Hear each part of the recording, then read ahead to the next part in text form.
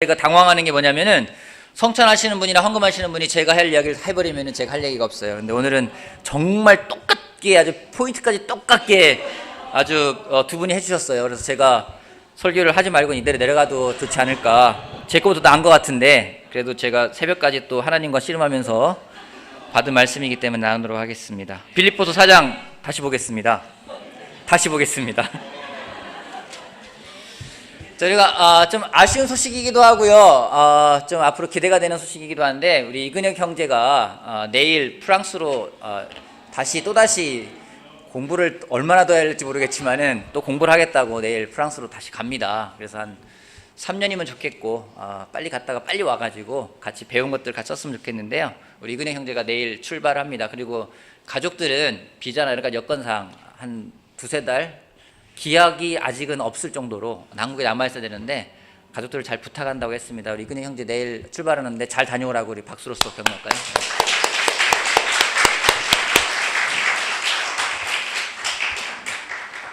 이제 불어로 우리가 설교 듣는 시간이 있을 것 같아요. 감사하고. 빌립보서 4장 같이 보겠습니다. 4장 11절 말씀부터 13절까지 다시 한번 읽어볼게요. 같이 한번 읽어볼까요? 내가 궁핍해서부터 같이 읽어볼게요. 자, 11절 시작. 내가 궁핍해서 이렇게 말하는 것이 아닙니다. 나는 어떤 처지에서도 스스로 만족하는 법을 배웠습니다. 나는 비천하게 살 줄도 알고 풍족하게 살 줄도 압니다. 배부르거나 굶주리거나 풍족하거나 궁핍하거나 그 어떤 경우에도 적응할 수 있는 비결을 배웠습니다. 나에게 능력을 주시는 분 안에서 나는 모든 것을 할 수 있습니다. 여러분, 바울은 만족할 줄 아는 사람이었나요? 네, 그는 만족할 줄 아는 사람이었습니다. 그가 왜 만족하는 사람이 될 수 있었을까요? 그가 왜 만족하는 사람이 될 수 있었을까요? 그가 만족할 수 있는 사람이 될 수 있었던 이유는 그가 만족하는 법을 배웠다고 합니다. 배웠기에 만족할 수 있는 사람이 되었다고 합니다. 바울이 태어날 때부터 만족한 사람은 아니었던 것 같습니다. 그가 분명 배웠다 하다 보니까 그전에는 만족하는 법을 잘 몰랐던 사람인 것 같아요. 여러분, 만족한다는 것은 배우지 않으면 불가능한 부분입니다. 구약의 이스라엘 백성을 보게 되면요, 그들은 40년 동안 광야에서 만족하는 법을 배우지 못했습니다. 하나님이 그렇게 훈련을 시켜야지만이 겨우 좀 배울까 말까 할 정도였지만은 그들은 항상 입에서는 불평과 불만이 나왔습니다. 하나님이 배가 고프면 만나로, 고기가 먹고 싶다면 메추라기로 그들을 먹이셨지만은 그들은 기회만 생기면 원망하고 기회만 생기면 불평하는 것을 볼 수가 있습니다. 오늘 아까 광무선 형제가 어떻게 하면 우리가 만족하는 법을 배울 수 있을까? 어떻게 하면 우리가 만족할 수 있을까? 감사라는 이야기를 했는데 오늘 감사하는 마음을 같이 한번 배워보고자 합니다. 12월에 우리가 열매를 맺는 그런 시간들인데 감사하는 열매를 맺는다면은 정말 이 12월이 풍족하게, 한 해가 풍족하게 마무리되지 않을까 생각이 들고 우리 같이 말씀 하나 더 보겠습니다. 누가복음 17장 보겠습니다. 누가복음 17장 11절부터 19절까지 제가 읽어보겠습니다. 11절. 예수께서 예루살렘으로 가시는 길에 사마리아와 갈릴리 사이로 지나가시게 되었다. 예수께서 어떤 마을에 들어가시다가 나병 환자 10사람을 만나셨다. 그들이 멀찍이 멈추어 서서 소리를 높여 말하였다. 예수 선생님, 우리를 불쌍히 여겨주십시오. 예수께서는 보시고 그들에게 말씀하셨다. 가서 제사장들에게 너희 몸을 보여라. 그런데 그들이 가는 동안에 몸이 깨끗해졌다. 그런데 그들 가운데 한 사람이 자기의 병이 나은 것을 보고 큰 소리로 하나님께 영광을 돌리면서 되돌아와서 예수의 발 앞에 엎드려 감사를 드렸다. 그런데 그는 사마리아 사람이었다. 그래서 예수께서 말씀하셨다. 10사람이 깨끗해지지 않았느냐? 그런데 9사람은 어디에 있느냐? 하나님께 영광을 돌리러 되돌아온 사람은 이 이방 사람 한 명밖에 없느냐? 그런 다음에 그에게 말씀하셨다. 일어나서 가거라. 내 믿음이 너를 구원하였다. 오늘 이 말씀을 가지고 감사가 어떤 것이고 또 감사가 어떤 영향력이 있는지를 같이 보도록 하겠습니다. 첫 번째는요, 감사라는 것은 우리 믿음의 잣대라는 겁니다. 여러분, 그 사람이 실력자인지 아닌지는 언제 알 수 있을까요? 이렇게 물어볼까요? 여러분, 이 방에서 가장 공부를 잘할 것 같은 사람이 누굽니까? 이근혁 형제. 자, 여기에 반론 얘기할 사람 있습니까? 아닙니다, 접니다 라고 할 수 있는 사람 있습니까? 자, 이 가운데 가장 공부를 잘할 것 같은 사람이 이근 형제라 생각을 해요. 왜 그렇게 생각하십니까? 공부하러 가니까. 이렇게 볼게요. 그럼 이 가운데 일본어를 가장 잘하는 사람은 누굴까요? 성빈이랑 성원이. 저는 인정 못하면 저는 광무선 형제라 생각을 해요. 여러분, 그 사람이 공부를 잘하는지 그 사람이 실력이 있는지 언제 알 수 있을까요? 여러분, 광무선 형제가 일본어를 잘하는지 못하는지는 언제 알 수 있을까요? 일본 사람 만나서 이야기할 수 있는 기회가 생기면 돼요. 그죠? 그 사람이 공부를 잘하는지 못하는지는 언제 알 수 있을까요? 시험 보면 알 수가 있어요. 시험을 보는데 시험 문제가 쉬우면은 공부 잘하는지 못하는지 몰라요. 다 모두가 맞출 수 있는 문제. 여러분, 1 더하기 1은 얼마죠? 이거는 공부 잘하는 게 아니에요. 수능을 보지 않습니까? 수능을 보더라도 수능이라는 그 사람이 얼마나 많이 알고 있는지를 테스트하는 건데, 그거는 어려운 문제가 나왔을 때 그 사람의 실력이 탁 드러나게 돼 있습니다. 마찬가지로 우리의 영적인 실력, 우리의 믿음의 잣대가 언제 드러나는지는 인생에서 어려움이 다가올 때 그것에 대해서 어떻게 대하느냐를 보면은 그 사람의 믿음이 어느 정도인지를 우리가 알 수가 있습니다. 우리 그런 거 좋지 않습니까? 꽃길만 걷길 원하지 않습니까? 꽃길만 걷게 해줄게 막 그런 얘기 하잖아요. 꽃길만 걸을 때 그 사람이 어떠한 상태인지를 알 수는 없어요. 그 사람의 진짜 영적인 상태는 그 사람이 가시밭길을 걸을 때 알 수가 있는 것입니다. 가시밭에서도 감사할 수 있다면은 그 사람은 정말 믿음이, 정말 영적인 실력이 있는 사람인 것입니다.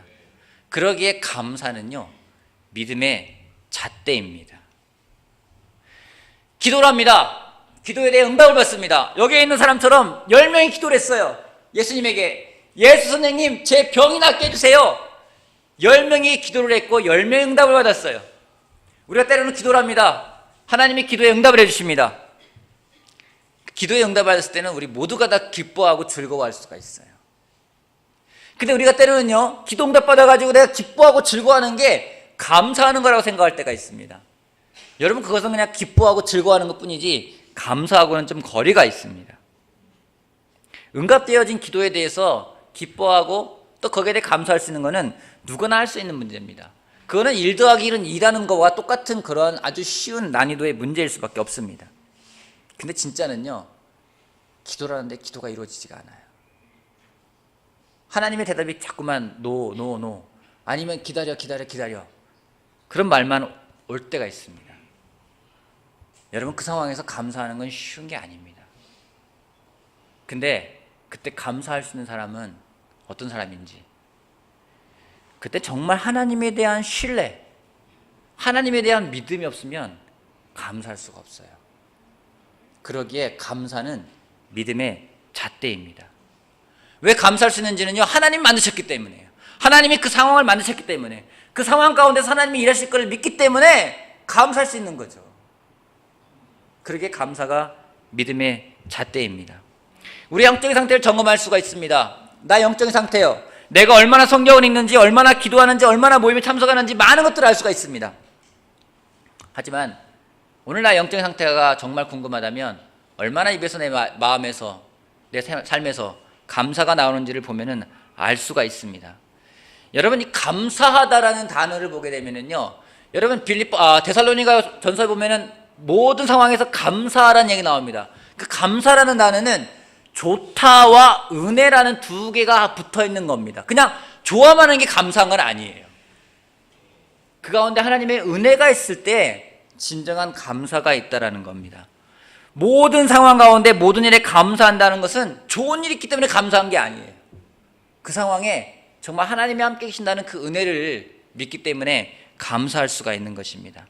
하나님이 하신 일이라면 것은 모든 일, 하나님이 하셨기 때문에 모든 것은 선한 일이고 좋은 것이라고 인정할 수 있는 고백이 바로 우리의 감사라는 겁니다. 그 상황에 대해서 얼마나 감사한지 보면 그 사람 믿음을 알 수가 있습니다. 여러분 9명은요 감사하지 않았어요. 그들은 좋아만 했습니다. 근데 한 명은 감사했습니다. 그가 어떠한 예수님에 대한 믿음을 가져갔는지를 알 수 있었기 때문입니다.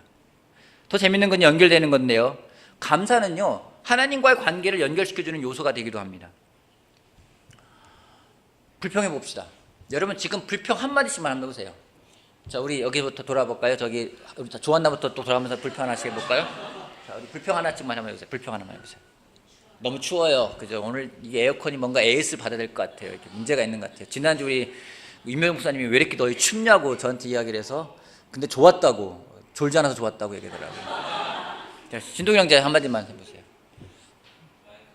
마이크가 좀 이상한 것 같아요. 오늘 마이크가 너무 성능이 좋다 보니까. 네. 자, 피곤해요. 예? 없어요. 너무 불평하게 되네요. 그죠? 네, 여기 꽃이 앞에 시들었어요. 그죠? 무슨 형제 불평 한마디만 해보세요. 다리가 저려요. 어머니 불평 하나만 얘기해보세요. 아유, 어머니 쑥스러우셔가지고. 윤정이 해볼게요. 엉덩이 차가워요. 오랜만에 온 나영이 한번 해볼게요.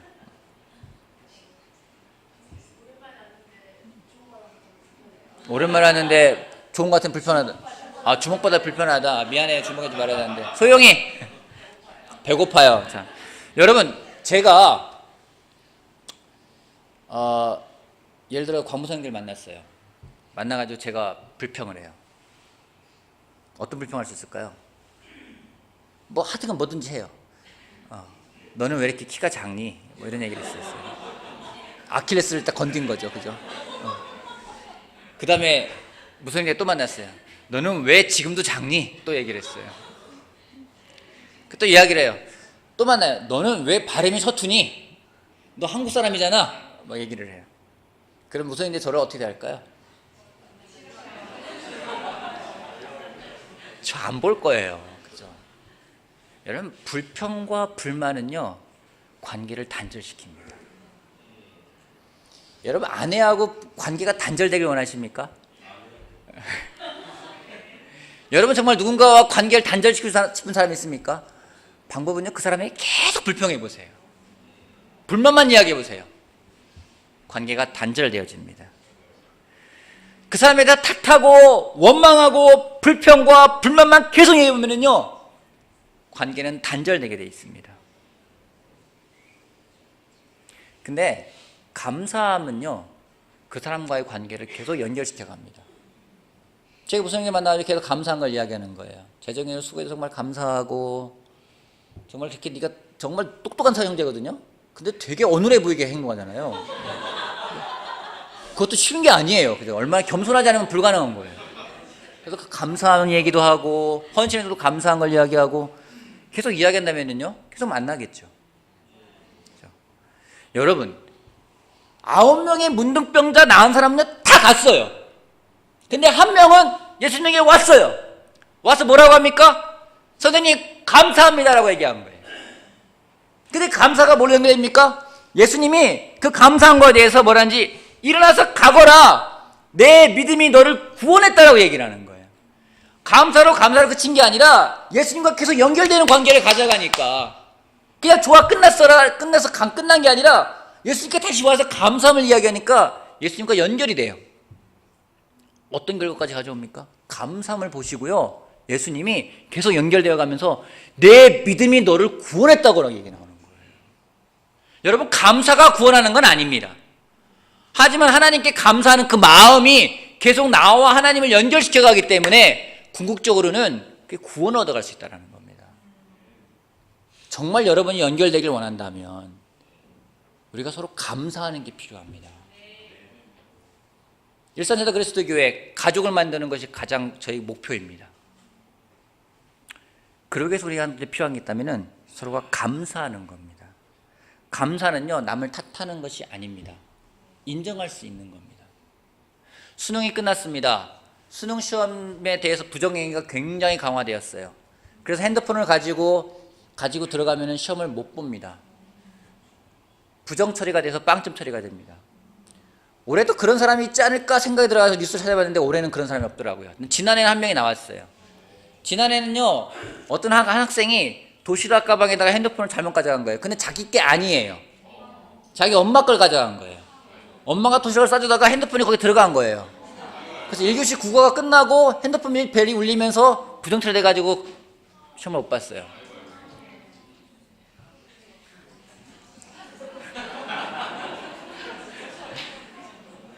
여러분 놀란 게 뭔지 아십니까? 그때 그 뉴스가 화제가 됐었는데요. 그 학생이 그날 글을 올렸어요. 인터넷 사이트에다가.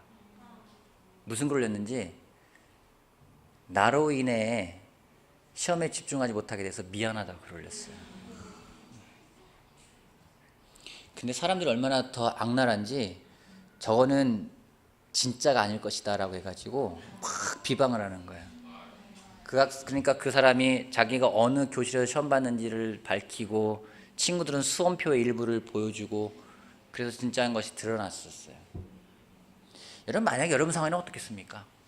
여러분 시험 보러 왔는데요, 여러분의 아내가, 여러분의 남편이, 여러분 때로는요, 우리 가정에 있는 차를 가지고 아내가 나서 긁기만 해도 왜 운전을 그렇게 하냐고 얘기를 하고, 남편이 조금만 과속을 하거나 조금만 급하게 운전해도 왜 당신은 운전하냐고 뭐라고 하는 판국에, 만약에 정말 이 사람이 나의 삶을, 우리나라 수능은요, 그 사람의 인생에 걸린 문제예요. 그거를 망칠 수밖에 없게 만들어 버렸다면은 그 가운데 누구에게 미안하다는 말이 나오겠습니까? 저는 이 사람이 크리스찬 아닌지 모르겠어요. 우리 교단 제자는 아닌 것 같아요. 되게 존경스러웠어요. 저라면 못할 것 같아요. 저라면 불평을 안 하더라도 마음속에서 꾹 참고 있을지 모르겠지만, 그래까지 미안하다는 말을 못할 것 같아요. 여러분, 그 사람의 진정 감사할 때는요, 관계가 계속 만들어져 가요. 그 어머니와 그 아들의 관계는 그 다음에 어떻게 되어갔을지 더 연결되었을 것을 저는 믿습니다. 마찬가지로 여러분, 누군가에게 감사하는 마음이 끊어져 간다면 그것은 관계가 끊어져 가는 것임을 기억하고 더 감사하는 마음을 키워가길 바랍니다. 특별히 여러분, 우리를 구원하신 하나님의 그 은혜에 감사한다면 우리가 궁극적으로 구원을 받을 수 있을 거예요. 하지만 그 구원에 대한 감사함을 잃어버린다면 어느덧 우리가 받았던 구원도 잃어버릴 확률이 아주 큽니다. 감사는 하나님과 우리의 관계를 연결시키고 서로의 관계를 연결시키는 것임을 기억하며 감사하는 우리가 되길 바라겠습니다. 아멘. 또 한 가지는 감사도 배워야 한다는 겁니다. 디모데후서 3장 말씀 잠깐 보면은요, 디모데후서 3장 말씀 보겠습니다.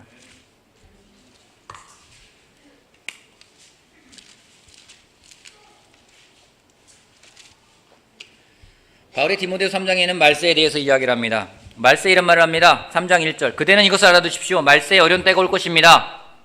3장 2절, 사람들은 자기를 사랑하며 돈을 사랑하며 뽐내며 교만하며 하나님을 모독하며 부모에게 순종하지 아니하며 감사할 줄 모르며 라고 나옵니다. 말세의 특징 가운데 한 가지가 뭐냐면요, 감사할 줄을 몰라요. 우리는 감사할 줄을 모르는 사람들입니다. 원래 그렇습니다. 우리에게 죄성이라는 게 있어요. 우리의 죄성은요, 불평과 불만하는 게 우리의 죄성이에요. 여러분, 죄성이라는 것은 나이가 들면 없어지나요? 아니에요.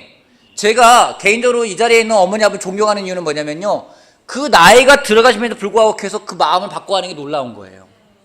죄성은요, 그냥 놔두면은 그거는 없어지는 게 아니라 더 강화돼요. 근데 말세에는 감사할 줄 모른대요. 그 얘기는 먼저 감사하는 법을 배워야 된다는 겁니다. 어디서 배울까요? 감사하는 마음을 어디서 배울까요? 말씀에서. 감사하는 마음을 어디서 배울까요?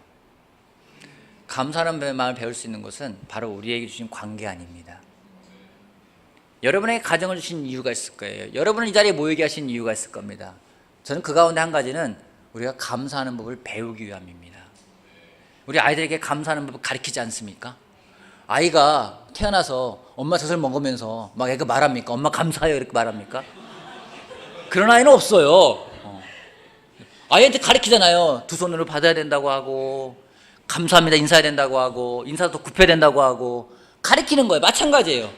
그건요, 그 아이가 태어났기 때문에, 그 관계 안에 들어와 있기 때문에 배울 수 있는 거라는 겁니다. 하나님이 우리에게 주신 관계는요, 감사함을 배울 수 있는 가장 좋은 장소라는 겁니다. 여러분 서로에게 감사하고 계십니까? 마지막으로 감사하다면요, 그 감사함을 표현할 줄 있어야 됩니다. 9명의 사람들은요, 감사한 마음이 있는지 모르겠어요. 근데 표현되지 않았어요. 근데 한 명은 감사한 마음이 표현되었습니다. 주중에 서로 축복하는 것에 대해서 말하고 있습니다. 축복을 원한다면 표현하라고 이야기를 하고 있습니다. 여러분, 감사한 건요, 머릿속에서 내가 너 얼마나 감사한지 알아, 내 마음 알지, 내가 어떻게 하면 너한테 감사한 마음을 표현할 수 있겠니, 보여줄 수 있겠니. 여러분, 보여주면 알 수 있어요. 근데 머릿속만 맴돌고 내가 그걸 모르겠어, 감사한 마음이 있는 게 중요한 게 아니에요. 믿음도요, 사랑으로 표현될 때 영향력이 있는 겁니다. 감사한 마음도요, 표현되지 않는다면 그것은 감사함으로 남을 수가 없습니다. 여러분, 9명 가운데 정말 예수님께 감사하는 마음이 없었을까요? 모르겠어요. 한두 명 있었을 것 같아요. 근데 그들은 표현되지 않았어요. 연결되지가 않았습니다. 진정 여러분이 감사한 마음이 있다면 표현할 수 있는 여러분이 되길 바라겠습니다. 특별히 특별한 것 이야기했습니다. 하나님께 감사함 표현할 수 있는 가장 좋은 방법 중에 한 가지를 생각을 합니다. 특별한 거면, 여러분, 저는 특별한 거면 저는 부담될까요? 부담되지 않을까요? 저도 부담돼요. 때로는요, 저도 성금할 때 저도 갈등될 때가 많이 있습니다. 근데 감사함이 사라지면 갈등이 돼요. 근데 감사함이 있으면요, 갈등이 되지가 않아요. 연초에 제가 설교했던 기억이 납니다. 11조에 대한 설교를 했던 데가 기억이 납니다.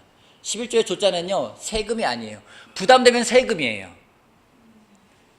근데 10가지 중에 한 가지를 드린다면은, 감사함으로 드리면은 그거는 감사함이지 세금이 아니라는 겁니다. 우리가 다시 한번 하나님과 관계를 정립해야 됩니다.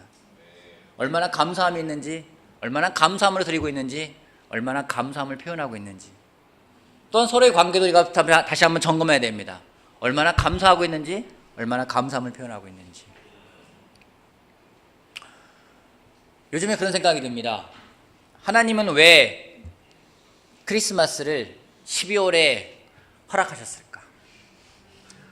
학자들마다 의견이 분분합니다. 예수님이 어떤 사람은 1월에 태어났다, 어떤 사람은 4월에 태어났다. 여러분, 5월에 크리스마스면 좋지 않겠습니까? 맨날 대통령 선거도요 12월에 하다가 올해 5월에 하니까 되게 좋더라고요. 따뜻하고. 마찬가지로 크리스마스도 5월이면 얼마나 활동적이고 좋지 않겠어요? 막 더 따뜻하게, 더 온화하게. 근데 예수님이 하필 12월에 태어나게 만들어놨어요. 그리고 사람들이 그걸 지키게끔 하나님이 허락하셨어요. 왜 그럴까요? 여러분, 한 해를 마무리하는데요, 12월에 크리스마스가 없어요. 그리고 그냥 넘어가요. 요즘 들어서 주변에 우울해지는 사람들이 많은 걸 봅니다. 한 해가 마무리되어 가는데 우울한 사람들이 많아요. 올해가 또 끝나가는구나. 올해는 내가 뭘 했지? 한 것도 없는 것 같고, 또 나이는 먹어가는 것 같고. 여러분, 예수님이 12월에 태어나신 이유는 우리가 그 예수님을 바라보면서 기뻐할 수 있고 감사할 수 있게끔 하기 위해서 하나님이 허락했다 저는 믿습니다. 그 예수님을 바라보지 않으면요, 우리한테 감사함은 없어져요. 이 연말이요, 예수님을 바라보지 않으면 가장 우울한 한 해가 될 겁니다. 하지만 예수님을 바라보며 감사함이 넘친다면 이 12월은 한 해의 가장 베스트한 달이 될 수 있을 거라 저는 확신합니다. 12월 다가옵니다. 한 해의 마무리이기도 합니다. 저는 우리들 가운데 감사함의 열매가 맺히는 한 해가 되길 바랍니다. 그런 달이 된다면 이 한 해가 정말 하나님께 감사하며 만족할 수 있는 그런 한 해가 될 거라 생각을 하고, 또 다음 해에도 또한 기대가 생길 거라 확신합니다. 우리 감사한 마음을 키워갑시다. 서로에게 감사한 마음을 꼭 표현해 보세요. 오늘 예배가 끝나고 만났을 때 서로 감사한 마음을 표현해 보세요. 여러분에게 감사할 수 있는 사람들이 참 많습니다. 아이들에게 감사한 마음을 표현해 보세요. 옆에 있는 형제 자매들에게, 아내에게, 남편에게 여러분 감사한 마음을 꼭 표현하며 우리의 감사함이 커진다면 우리 관계 속에서 깊어지는 연결이 있을 거라고 확신합니다. 그런 사람들이 되길 바라면서 마치도록 하겠습니다.